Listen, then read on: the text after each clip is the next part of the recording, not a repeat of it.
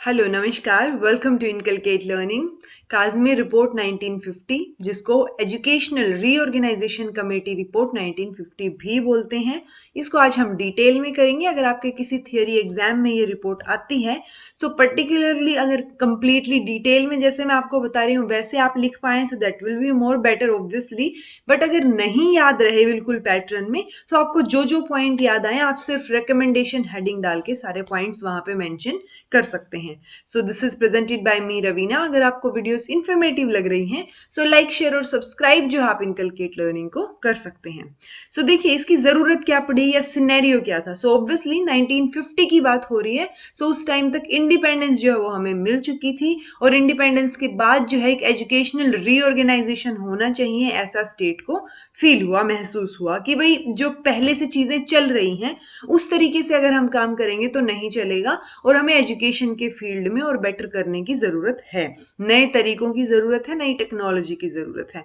सो उसको देखते हुए उन्होंने क्या किया, एक एजुकेशनल रीऑर्गेनाइजेशन कमेटी जो है वो उन्होंने अपॉइंट की या बिठाई, जिसको हम बोल देते हैं। 1950 की ये बात है, 50 की बात है, तो आप ये कमेंट करके बताएंगे कि ये कौन से महाराजा के अंडर जो है ये टाइम पीरियड चल रहा है। सो मिस्टर ए काजमी जो है इसके चेयरपर्सन थे, जो डायरेक्टर ऑफ एजुकेशन भी थे। सो उनको क्या बनाया गया, चेयरमैन बनाया गया, और इसीलिए इसको काजमी रिपोर्ट 1950 के नाम से भी जाना जाता है। अब जो मेजर एक दो चीजें इन्होंने बोली वो क्या थी, इन्होंने कंप्लीटली फ्री एजुकेशन की बात की हर लेवल पे, यानी प्री प्राइमरी से लेकर हायर एजुकेशन स्टेज तक। तो ये बात आपको ध्यान रखनी है कि जम्मू कश्मीर की एजुकेशन के इवोल्यूशन की, डेवलपमेंट की जब हम बात करते हैं, सो किसने जो है free education, completely free education की बात की, वो थी काजमी रिपोर्ट। दूसरा जो है इन्होंने बोला कि दो को वुमेन कॉलेजेस जो है इनकी रिकमेंडेशन के बाद स्टार्ट किए गए, एक जम्मू में और एक श्रीनगर में। ठीक है, अब ये जो रिपोर्ट है 76 पेजेस की रिपोर्ट है। ऑब्वियसली ये पब्लिक डोमेन में है, तो आप अगर आपके पास टाइम है तो आप ये पढ़ सकते हैं। 9 चैप्टर्स जो है वो इसमें हैं। ये वीडियो देखने का आपको ये फायदा हो सकता है कि आपको कंपाइल्ड वे में एक जो है समरी टाइप चीजें इसमें आपको देखने को मिल जाएंगी। इनफैक्ट अगर आप देखेंगे इसमें, मैं आपको चलो समझा रही हूं, अगर आपको शॉर्ट में भी पढ़ना है, सो इस रिपोर्ट में एक अच्छी चीज ये है कि जितने भी चैप्टर्स हैं उन चैप्टर्स की समरी इन्होंने खुद भी लास्ट में दी हुई है। ठीक है, तो चैप्टर फर्स्ट अगर हम बात करें तो वो चैप्टर फर्स्ट किस किस बारे में बात करता है, किंडरगार्टन, क्योंकि शुरुआत जहां से होती है एजुकेशन की, वहां से लेके, और ये जो मिडिल स्कूल्स उस टाइम पे रहते थे, या जो हमने पहले भी देखा है अगर आपको ध्यान हो, सो प्राइमरी की बाद 1-2 साल के जो स्कूल्स थे वहां पे वो काफी देखने को मिलते थे। मतलब नॉट कंप्लीटली मिडिल, बट थे वहां पे स्कूल्स ऐसे जो कि प्राइमरी के साथ साथ 1-2 साल एक्स्ट्रा पढ़ाते थे वहां। सो चैप्टर 1 में फिर हमें किंडरगार्टन से लेके प्राइमरी एजुकेशन, ड्यूरेशन क्या होगा प्राइमरी स्टेज का, आर्ट एंड क्राफ्ट की बात इन्होंने प्राइमरी स्कूल्स में की, और फ्यूचर जो है क्या है मिडिल स्कूल्स का, उनके बारे में इस चैप्टर 1 में एक्सप्लेन किया गया है। अगर किंडरगार्टन, दो मेजर पॉइंट हो गए अब इसमें, एक किंडरगार्टन, दूसरा प्राइमरी एजुकेशन, और तीसरा पॉइंट जो है वो मिडिल स्कूल्स के बारे में कि उनका क्या होगा फ्यूचर में। किंडरगार्टन की अगर बात करें तो ऑब्वियसली किंडरगार्टन एक इंटीग्रल पार्ट है एजुकेशनल लैडर, जो एजुकेशनल सीढ़ी है हमारी, जो डेवलपमेंट की लगा लीजिए, या जो एक हायरार्की है कि आप प्राइमरी से लेके हायर एजुकेशन तक जाते हैं, तो उस प्राइमरी से पहले एक किंडरगार्टन स्टेज आती है। अब इस स्टेज में जो स्कूल है उसको कौन सी एज कवर करनी चाहिए, 3+ से लेके 5+ तक, 3 से 5 साल की एज हम बोल सकते हैं।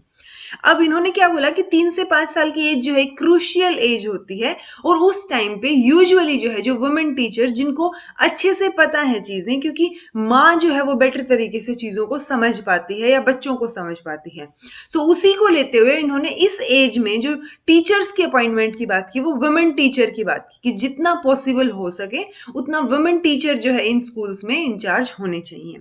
किस चीज को, किस फैक्ट को कंसीडर करते हुए कि और ये बात उन्होंने ध्यान में रखी कि वुमेन जो है वो बहुत कम बाहर निकलती हैं, सो उसको ध्यान में रखते हुए उन्होंने जो मैरिड कपल थे, यानी जो दोनों लोग सर्विस में हैं, मैरिड हैं, उन दोनों लोगों को ऐसी जगह पे इकट्ठा रहने के लिए और पढ़ाने के लिए जो है उन्होंने सर्विस में डेपुटेशन बोल लीजिए, या वहां पे उनको नौकरी करनी चाहिए, ऐसा इन्होंने इनिशिएटिव लेने की बात की।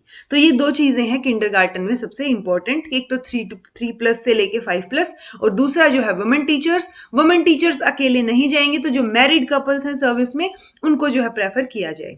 प्राइमरी एजुकेशन की बात करें तो इन्होंने क्या बात की कि it should aim eight giving the people efficient and enduring literacy. ये पहला पॉइंट कि प्राइमरी एजुकेशन का मेन मोटो क्या होना चाहिए, एम क्या होना चाहिए, उसकी बात हो रही है। और दूसरा इन्होंने बात की training him for the responsibilities of an active and vital member of a progressive society. So क्या एजुकेशन किस किस रोल को प्ले करेगी सबसे ज्यादा, या किस रोल को जो है वो कंप्लीट करेगी, फुलफिल करेगी? तो उसमें दो चीजें आ जाएंगी। एक तो जो बच्चा है वो कंप्लीट एफिशिएंट लिटरेसी उसको दी जानी चाहिए, और वो अपनी रिस्पॉन्सिबिलिटीज एक अच्छे सिटीजन की तरह या फिर एक अच्छे प्रोग्रेसिव सोसाइटी में जो एक मेंबर होता है, एक्टिव मेंबर, अवेयर्ड मेंबर, उसकी तरह उस रोल को फुलफिल कर पाए। दूसरा होगा primary education should be of 9 years duration except किसमें, बैकवर्ड एरियाज में। और दो चीजें इस पॉइंट में आपको देखने को मिलेंगी कि एक तो 5 साल की एज, जो 5 साल की एज है वहां से शुरू होनी चाहिए, क्योंकि आपको पता है हमने 1939 की जो केजी सईदीन रिपोर्ट की थी, कमेटी की रिपोर्ट, उसमें हमने एक पर्टिकुलर एज बताई थी कि कब से उन्होंने जो है प्राइमरी एजुकेशन शुरू करने की बात की थी। तो अगर आप ये वीडियो देख रहे हैं तो आपने डेफिनेटली वो वाली वीडियो फॉलो अप की होगी। सो आप एक बार वो वीडियो में आपने जो याद किया उसको देख के मुझे बताइएगा कि वहां पे क्या था, क्योंकि आप कंपेयर करके याद करेंगे तो it will be more easier for you. So primary education 9 साल की होनी चाहिए, ये इन्होंने बताया। बैकवर्ड एरियाज को आप एक्सेप्शनली ले सकते हैं, वहां पे 9 साल की ना हो तो भी चलेगा। रीजन क्या था? क्योंकि बैकवर्ड एरियाज कहाँ थे, वो एक तो पिछड़े हुए एरियाज थे, वहां पे इतना डेवलपमेंट नहीं था। सो वहां पे जो है बहुत ज्यादा टीचर्स भेज पाना वो पॉसिबिलिटी नहीं थी, बहुत रेयर पॉसिबिलिटी थी। फिर आता है art and craft should form an integral part of syllabus at this stage. तो आर्ट एंड क्राफ्ट को भी इन्होंने काफी अहमियत दी कि होना चाहिए इस स्टेज पे, काफी इंपॉर्टेंट पार्ट। मिडिल स्कूल्स को इन्होंने ग्रेजुअली धीरे धीरे लिक्विडेट करने की बात की, यानी कि मिडिल स्कूल्स की बजाय प्राइमरी एजुकेशन इन्होंने कंप्लीट 9 साल की कर दी। सो ये जो है 4-5 पॉइंट्स के बारे में फर्स्ट चैप्टर जो है वो बात करता है। सेकंड चैप्टर की बात करें तो ऑब्वियसली प्राइमरी के बाद सेकेंडरी स्कूल्स आएंगे। सेकेंडरी स्कूल्स की ड्यूरेशन जो है वो 4 साल की इन्होंने बात की, प्लस 12 प्लस से लेके 16 प्लस, क्योंकि 5 साल की एज से आप यहां से शुरू कर रहे हैं, उसके बाद आप 9 साल लगाइए और उसके बाद फिर जो है आपकी सेकेंडरी एजुकेशन होगी। और ऑब्वियसली प्राइमरी एजुकेशन एक इंडिपेंडेंट यूनिट होगी और सेकेंडरी एजुकेशन अपने आप में एक इंडिपेंडेंट यूनिट होगी। Rural multipurpose high schools should be set up in larger mofussil towns. Mofussil towns क्या होते हैं? कोई भी बड़ा शहर जिसके आसपास जो छोटे एरियाज होते हैं या जो छोटी बस्तियां होती हैं बड़े सिटी के आसपास, सो उनको क्या बोला गया था यहाँ पे? मुफासिल टाउन्स। और जो अर्बन स्कूल्स हैं तो वहां पे आपको क्या करना है? रूरल मल्टीपर्पज हाई स्कूल्स की बात की उन एरियाज में, ठीक है? और कौन से, किस टाइप के? जो जम्मू एंड कश्मीर के आसपास हैं या जम्मू कश्मीर में हैं। फिर आता है each high school of this type should have a career master who should be trained in the technique of assessing the aptitudes of the people and advising them कि उनका करियर क्या होगा। सो वो करियर मास्टर इस चीज पे focus करेगा कि बच्चा किस तरीके से बिहेव कर रहा है, या उसकी किस चीज में स्किल्स हो सकती हैं, या बच्चे को कितना आता है। उस बेसिस पे वो करियर मास्टर ये डिसाइड करेगा कि बच्चे का करियर क्या होना चाहिए, ताकि वो उनको एडवाइस कर सके और वो एक बेटर करियर जो है वो चॉइस कर सके बच्चे। नेक्स्ट है mother tongue should be the medium of at the primary, the regional at the secondary and English at the university stage. तो इन्होंने ये चीज बता दी कि मदर टंग जो है वो प्राइमरी में होनी चाहिए, रीजनल लैंग्वेज जो है वो सेकेंडरी में, और इंग्लिश लैंग्वेज जो है वो यूनिवर्सिटी स्टेज पे इन्होंने बात की। Federal language should be one of the compulsory subjects at the university, और एक फेडरल लैंग्वेज होनी चाहिए जो कि यूनिवर्सिटी स्टेज पे इंग्लिश के साथ साथ कंपल्सरी होगी। Boys should be required to pass in 4 subjects out of 6, 3 of which should be from among the compulsory subjects and 1 from the optional. So आपको 6 में से, ये स्पेसिफिकली लड़के की बात की गई, आप ये देखिएगा, बाकी कुछ मेंशन नहीं किया इन्होंने। तो 6 में से जो है वो 4 सब्जेक्ट्स में पास होने चाहिए, और उन 4 में से भी 3 सब्जेक्ट कंपल्सरी होने चाहिए और 1 ऑप्शनल होना चाहिए। तो आप जो है पास ही माने जाएंगे अगर आपने 6 में से 4 सब्जेक्ट पास कर लिए। होम साइंस जो है वो लड़कियों के लिए कंपलसरी करने की इन्होंने बात की मैट्रिकुलेशन स्टैंडर्ड के ऊपर, यानी up to the matriculation standard, यहां तक जो है वो लड़कियों के लिए होम साइंस कंपलसरी रहेगा। और गर्ल्स के लिए एक नया सब्जेक्ट रूरल एरियाज में द विलेज होम करके एक नया कंपलसरी सब्जेक्ट शुरू करने की भी बात की इन्होंने। सो ऑब्वियसली इन्होंने सेकेंडरी स्कूल्स की बात की, उसमें करिकुलम की बात की, और जो चेंजेस होने चाहिए गर्ल्स के करिकुलम एग्जाम में, उसकी बात की। तो सेकेंडरी एजुकेशन में ये रिकमेंडेशंस थी इनकी। थर्ड चैप्टर की अगर हम बात करें तो हमने एजुकेशन का देख लिया। अब ये ट्रेनिंग की बात कर रहे हैं, टीचर्स की ट्रेनिंग की, प्लस मिनिमम क्वालिफिकेशन क्या होनी चाहिए टीचर की वो। सो जो एज लिमिट है ट्रेनिंग के लिए टीचर आएगा यहाँ टीचर की, वो 45 होनी चाहिए इंस्टेड ऑफ 35। यानी एट प्रेजेंट 35 साल की एज तक है टीचर ट्रेनिंग, ये 45 साल तक होनी चाहिए। Teachers under training should receive there full पे एंड नॉट 3/4। ये बात पिछली कमेटीज में भी बोली गई थी कि जब आप ट्रेनिंग की बात कर रहे हैं तो उनको 3/4 पे मत दीजिए, क्योंकि इससे वो ना उनको इंसेंटिव मिलेगा कि भाई हमें करनी चाहिए ट्रेनिंग, उनको वो ट्रेनिंग को फिर अवॉइड करना पसंद करेंगे। ठीक है। मोबाइल ट्रेनिंग स्क्वाड्स की इन्होंने बात की। मोबाइल ट्रेनिंग स्क्वाड्स क्या होंगे, जो कि जहां पे टीचर्स पढ़ाते हैं वहीं पे जाके उनको ट्रेन करें। मोबाइल यानी मूवेबल। सो जो मूवेबल ट्रेनिंग स्क्वाड्स हैं वो ऑर्गेनाइज किए जाने चाहिए ट्रेनिंग फैसिलिटीज को देखते हुए। In the view of recommendation to make home science a compulsory subject for girls, it is recommended that there should be at least one traveling woman expert on the subject. So compulsory subject तो है ही home science, उसके साथ साथ एक expert होनी चाहिए, traveling expert, जो कि एक जगह से दूसरी जगह या अलग अलग schools में जाके उस subject के बारे में girls को बताए। Matriculation should be the minimum qualification for both man and women. Women के लिए मिडल वे भी बोला गया, यानी कि मेट्रिकुलेशन तो मिनिमम है ही क्वालिफिकेशन मैन और वुमेन के लिए, लेकिन जो बैकवर्ड एरियाज हैं जहां पे मैट्रिकुलेट्स अवेलेबल नहीं है, तो आप वहां पे किसको प्रेफरेंस देंगे, जो वुमेन जिन्होंने मिडिल जो है वो पास कर रखा है। ठीक है। Only trained teachers should be recruited in future. So जो ट्रेन्ड टीचर्स हैं उन्हीं को आप रिक्रूट करेंगे, अनट्रेन्ड को आप रिक्रूट नहीं करेंगे। बेसिकली वही सर्टिफिकेट वाली चीज आ गई कि आपके पास ट्रेनिंग का सर्टिफिकेट है तो आप रिक्रूट हो सकते हैं एज अ टीचर। अगर फोर्थ चैप्टर की बात करें तो सैलरीज एंड प्रमोशन की बात की गई है। मिनिमम सैलरी एक टीचर की 50 रुपीज होनी चाहिए, जो कि क्या इंक्लूड करेगी, जो डियरेंस, जो डीए है उसको इंक्लूड करेगी, डियरनेस अलाउंस। ठीक है, जो वो उसका पार्ट रहेगा। अगर प्रमोशंस की बात करें तो प्रमोशन जो है फ्यूचर में रफली किस बेसिस पे होने चाहिए, हाफ बाय सीनियोरिटी, कि आप सीनियर कितने हैं उस बेसिस पे, और हाफ बाय सिलेक्शन। ठीक है। और जो ये रफली बोला इन्होंने, इसका डिस्क्रिशन किसके पास छोड़ दिया, जो डायरेक्टर होता है एजुकेशन में उसके पास। Proper record of work and worth of all teachers should be kept for each year. So हर साल का जो उनका रिकॉर्ड है वो हर एक साल के लिए वहां पे होना चाहिए, ये उन्होंने बात की कि क्योंकि प्रमोशंस आप रिकॉर्ड देख के भी करते हैं, सो सैलरी और प्रमोशन का या जो टीचर ने क्या काम किया है वो सारा का सारा रिकॉर्ड होना चाहिए। अगर फिफ्थ चैप्टर की बात करें तो इंस्पेक्टिंग मशीनरी, क्योंकि आप इतना सब कुछ कर रहे हैं तो वो चीज बेटर तरीके से हो रही है या नहीं हो रही, सो वो इंस्पेक्शन के लिए बात की गई। वर्क ऑफ इंस्पेक्टर क्या होना चाहिए, should not merely consist of criticism and assessment, it should also stimulate and encourage staff and boys along new ways. यानी कि उनको सिर्फ क्रिटिसाइज कर देना कि ये कमियां हैं इंस्पेक्शन करके, सो वो चीज करने की बजाय उसके साथ साथ उनको एनकरेज करना चाहिए स्टाफ को।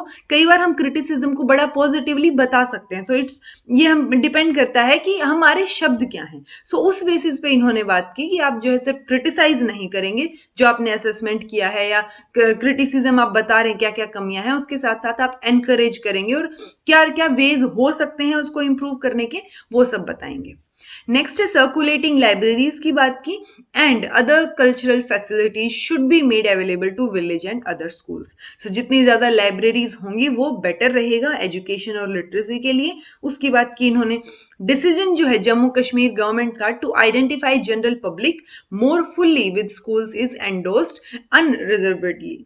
ठीक है। तो इन ओवरऑल क्या बात की गई इंस्पेक्टिंग मशीनरी में भी, कि गवर्नमेंट का रोल रहेगा, डिसीजन जो है वो गवर्नमेंट के रहेंगे आइडेंटिफाई करने के लिए कि पब्लिक को स्कूल्स किस तरीके के लग रही हैं या किस तरीके के स्कूल्स वहां पे जरूरी हैं, नीड क्या है। और इंस्पेक्टिंग मशीनरी जो है वो क्रिटिसिज्म के साथ, या हम ये बोल सकते हैं पॉजिटिव क्रिटिसाइज करेंगे पॉजिटिवली, ताकि वो क्या है एक एनकरेजमेंट जो है वो बना रहे। अगर सिक्स्थ स्टेज की बात करें या सिक्स चैप्टर की बात करें तो वेस्टेज की बात की गई यहाँ पे। अपार्ट फ्रॉम एजुकेशनल वेस्टेज, जो डिपार्टमेंट ऑफ एजुकेशन है can elevate the economic condition of the parents who cannot afford to send their children to school by giving relief from poor boys fund, which should henceforth be called the education fund. So जो educational wastage होता है उसके अलावा किस चीज की बात की गई, पुअर बॉयज फंड की बात की गई, जिसको द एजुकेशन फंड भी बोलेंगे। सो हो सकता है कि जम्मू कश्मीर में जब कोई टीचिंग एग्जाम हो या पर्टिकुलर जब स्टेट वाइज कोई चीजें होती हैं, सो एजुकेशन फंड या पुअर बॉयज फंड की बात की जाए कि किसने दिया था वो, सो वो हमारी जो 1950 की काज़मी रिपोर्ट है उसमें मेंशन है। Merit scholarship which have been stopped should be revive, तो जो मेरिट स्कॉलरशिप है उनको रिवाइव किया जाए, दिया जाए वापस से। Strong measures should be adopted to stop the practice of making children buy too many books and exercise books. So जो ये किया जाता है कि ये वाली बुक भी, मतलब पर्टिकुलर बुक्स आपको बता दी जाती हैं कि चाहे बच्चा कौन सी क्लास में हो, 10-15 बुक्स तो उसकी नॉर्मल होती हैं। और आजकल तो ये भी होता है, अगर आपने देखा हो तो, कि वो पर्टिकुलर किसी एक शॉप पे ही मिलती हैं या वो स्कूल में ही अवेलेबल होती हैं। तो वो उससे क्या हो जाता है कि एक फिक्स्ड प्राइस हो जाता है कि इससे कम में आपको वो बुक्स कहीं नहीं मिलने वाली। ठीक है, सो वो सब चीजें जो है यहाँ पे अवॉइड करने की बात की गई कि इतनी सारी बुक्स और एक्सरसाइज बुक्स खरीदने के जो है उनको इतना मतलब रोका जाए। इतना जरूरी नहीं है कि आपको हर बुक जो है वो खरीदनी है। State should explore ways of printing its own copybooks so that cheap copybooks may be available to students. तो वही वाली चीज हो गई कि चीप कॉपी बुक्स अवेलेबल कराने के लिए स्टेट को प्रिंट करनी चाहिए। जैसे एनसीईआरटीज है, वो जो बाकी गाइड्स वगैरह हैं या जो प्रदीप्स हैं या और जो बुक्स हैं गाइड जो मिलती हैं आपको, उनके कंपैरिजन में एनसीईआरटी बुक्स जो है वो सस्ती होती हैं कंपैरेटिवली। ठीक है, तो वो चीप कॉपी बुक्स जो है अवेलेबल हो सके बच्चों के लिए, उसके लिए स्टेट को जो है वो प्रिंटिंग का कुछ साधन ढूंढना चाहिए। A proper working license be maintained between the Department of Education and Planning Commission, कि डिपार्टमेंट ऑफ एजुकेशन में जो काम हो रहा है प्लस प्लानिंग कमीशन क्या कर रहा है, क्योंकि जो प्लान कर रहे हैं और जो इंप्लीमेंट कर रहे हैं उनका जो है वो मैचअप होना, या वो जो कोलैबोरेशन कर रहे हैं उनको पता तो होना चाहिए ना कि प्लानिंग कमीशन क्या चाह रहा है और आप इंप्लीमेंट क्या कर रहे हैं। New callers should not be appointed in girls' schools. A committee should meet again to consider the question of eliminating wastage in college education after the Vice Chancellor returned from the meeting of Inter-University Board, where important decisions are to be made regarding university education. So committee जो है वो setup की जानी चाहिए और committee को बार बार जो है वो जो वेस्टेज होती है एजुकेशन के फील्ड में उसको अवॉइड करने की कोशिश करनी चाहिए। अगर 7th चैप्टर की बात करें तो equipment of schools and school buildings की बात की गई नेक्स्ट। सो आपको अगर कंप्लीट, ऑब्वियसली इतना सारा याद रखना ह्यूमन माइंड के भी थोड़ा परे हो जाता है। सो आप क्या कर सकते हैं, अगर आपको ये सारी चीजें याद ना रहे हर एक पॉइंट में, सो आप एक काम कर सकते हैं, या तो आप चैप्टर्स के नाम याद रख सकते हैं कि हर चैप्टर में किस किस टॉपिक पे बात की गई है, उस हर टॉपिक पे आप 2-2 3-3 पॉइंट बता सकते हैं अपने हिसाब से जो इसमें पढ़े हैं हमने, या अगर आप रिपोर्ट पढ़ रहे हैं तो वो भी, या फिर आप डायरेक्ट, मैंने आपको बताया कि रिकमेंडेशंस हेडिंग डाल के और आप इस कमेटी के बारे में जो जो आपको याद रहे इस वीडियो से आप वो भी लिख सकते हैं। वो भी जो है आपका काफी हद तक काम जो है पूरा कर देगा। तो 7th चैप्टर जो है वो equipment of schools and school building की बात करते हैं। Experiment of putting up school houses with the combined effort of pupil and the local pupil conducted at Matan should be repeated at other places as well. तो जो यहाँ पे मतान में किया गया उसको बाकी जगह करने की जरूरत है। जो एक्सपेरिमेंट की स्कूल हाउसेज जो है आप, यानी जो स्कूल मतलब स्कूल के आसपास लगा लीजिए या आपके घर में ही कोई चीज पढ़ा रहा है लोकल पीपल्स के साथ मिलके, वो कंबाइंड एफर्ट की जरूरत है। फिर है the new method should used by the department to have old and broken furniture reconditioned locally should be adopted on a wider scale. So equipment जो है वो बेटर तरीके से करने की कोशिश की जानी चाहिए, नया मेथड यूज करने की जरूरत है डिपार्टमेंट को। A small sum of money should be put at the disposal of the headmasters out of which they could have furniture reconditioned locally and make minor repairs to the school buildings, ताकि minors को जो है वो वहां पे क्या काम मिल जाए और स्कूल जो है वो रिकंडीशन हो जाए। तो उसकी इन्होंने बात की, एक स्मॉल अमाउंट वहां जाना चाहिए। There should be a building and equipment unit which should work under the direct supervision of director of education.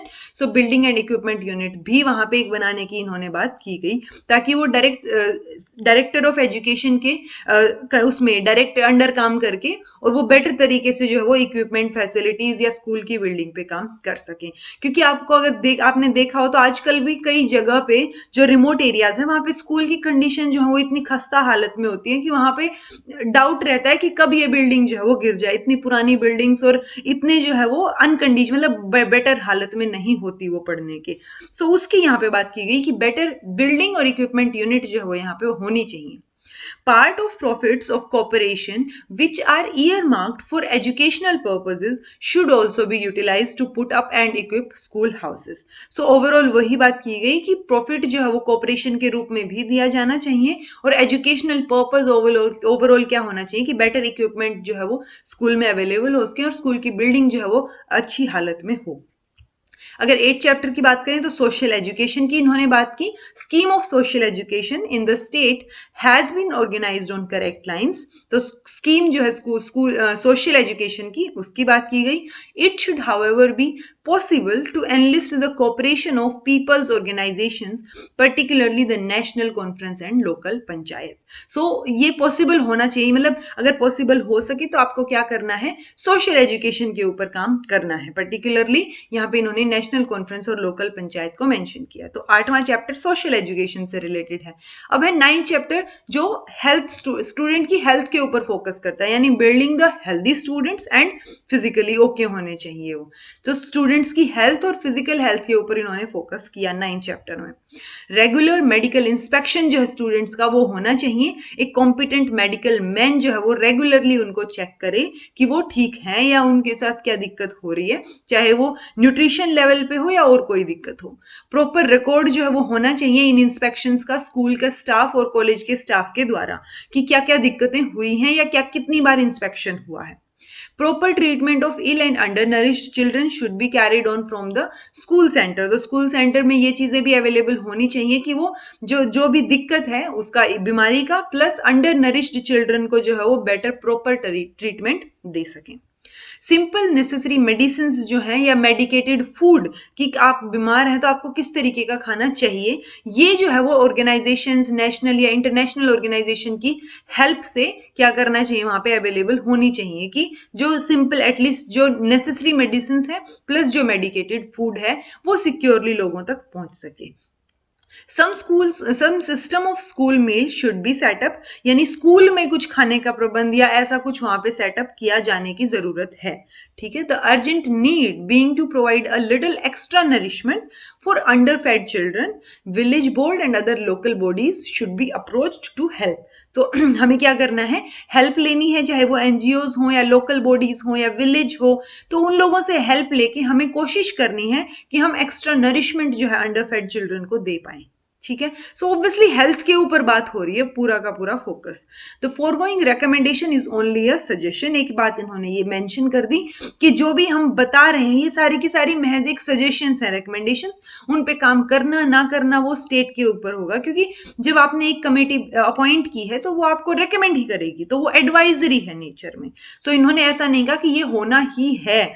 सो आपको हमेशा रिकमेंडेशन में शुड मिलेगा कि ऐसा होना चाहिए बेटर जो है एजुकेशन के लिए. नेक्स्ट है method should be left to the initiative of schools which should wherever practicable work in unison with outside agencies.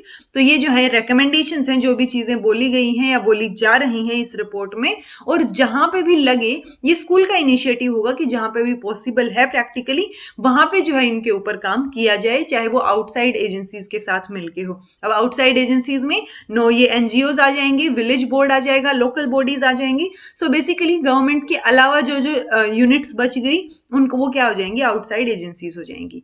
Further इसी चैप्टर में क्या मेंशन है, funds which the university has earmarked for the appointment of a physical director.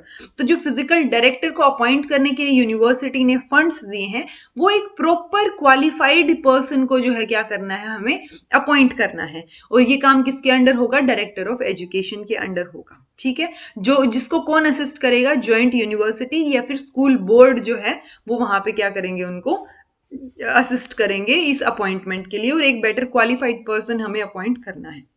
एक suitable women teacher की भी इन्होंने बात की ट्रेनिंग के लिए, और वो जो है वो भी क्या होंगी, फिजिकल ट्रेनिंग में, यानी कि उनकी जब ट्रेनिंग कंप्लीट हो जाए, उनकी जो टीचर ट्रेनिंग है उसके बाद जो है वो फिजिकल एजुकेशन फॉर वुमेन के इंचार्ज उनको बनाया जाएगा. Special committee consisting of those who are interested in extracurricular activities should be appointed. So एक स्पेशल कमेटी जो है वो एक्स्ट्रा करिकुलर एक्टिविटीज के लिए भी क्या की जाएगी, अपॉइंट की जाएगी, ताकि वो और वो सबमिट करेगी एक डिटेल्ड रिपोर्ट कि कैसे जो है आप इफेक्टिवली और एफिशिएंट मैनर में जो है एक्टिविटीज को ऑर्गेनाइज करवा सकते हैं। और ये जो चीजें हैं जैसे यानी कि आप कैसे इफेक्टिवली और एफिशिएंट मैनर में चीजें सिखाएंगे या कैसे होनी चाहिए, सो वही चीज हमें क्या की जाती है, वही जो ट्रेनिंग है टीचर्स की वो कहाँ दी जाती है, आजकल बीएड और एमएड में दी जाती है। सो वही क्या है कि बेटर इफेक्टिवली आप कैसे मैनेज करेंगे, चाहे वो टीचर एजुकेशन हो या फिर क्योंकि एमएड के जो स्टूडेंट्स हैं वो बीएड के स्टूडेंट्स को पढ़ा सकते हैं। जब आप एमएड कर लेते हैं, आपने मास्टर्स की है एजुकेशन में, सो आप उनको ट्रेन करने के लिए ओके या क्वालिफाइड हो जाते हैं जो टीचर स्कूल में पढ़ाएंगे बच्चों को। ठीक है, तो वो एक एफिशिएंट मैनर में चीजें होनी चाहिए, वो इन्होंने बात की। A chain of youth hostels भी ऑर्गेनाइज्ड। सो हॉस्टल्स की भी इन्होंने बात की, किस चीज के लिए, to begin with on any famous trekking route. So जो ये रूट्स हैं, चाहे वो फॉरेस्ट, रेस्ट हाउस और डार्क बंगलोज जहां पे भी अवेलेबल हैं, तो वो क्या करना है आपने बॉयज और गर्ल्स के लिए नॉमिनल रेट्स पे, कि बहुत ज्यादा पैसा उनका खर्च ना हो। सो यूथ हॉस्टल्स जो है उनकी एक चेन आपको ऑर्गेनाइज करने की कोशिश करनी है, ताकि जो फेमस ट्रैकिंग रूट्स हैं उनको जो है वो बच्चे एक्सप्लोर कर पाए। ठीक है जी। सो ये सारी की सारी रिकमेंडेशंस जो है वो काज़मी रिपोर्ट 1950 में मेंशन की गई। इसके अलावा भी ऑब्वियसली इतने लंबी जो है वो रिपोर्ट दी जाती है, तो उसमें से आपको, अगर आप खुद पढ़ रहे हैं तो आपको क्या करना है, जो जो मेजर हाइलाइट्स आपको लग रहे हैं पॉइंट्स, वो आप नोट डाउन कर सकते हैं। बाकी इस रिपोर्ट में सबसे अच्छी बात मुझे क्या लगी पर्सनली, कि इसमें लास्ट में भी इन्होंने समरी जो है वो दे रखी है, और उसी समरी में से जो है ये चीजें मैंने आपको कंक्लूड करके बताई, क्योंकि उस समरी में उन्होंने रिपोर्ट को कंक्लूड किया है। ठीक है, सो ये थी हमारी काज़मी रिपोर्ट। अगर आपको कुछ समझ ना आया हो तो आप कमेंट करके पूछ सकते हैं। इससे नेक्स्ट जो है, जो कि 1972 की रीऑर्गेनाइजेशन कमेटी है, उस पर भी जो है वो 1-2 दिन में वीडियो आपको देखने को मिल जाएगी। So this was all about today. Thank you so much for watching. अगर आपको वीडियोज इन्फॉर्मेटिव लग रही हैं तो आप इनकलकेट लर्निंग को लाइक, शेयर और सब्सक्राइब जो है वो कर सकते हैं। Thank you.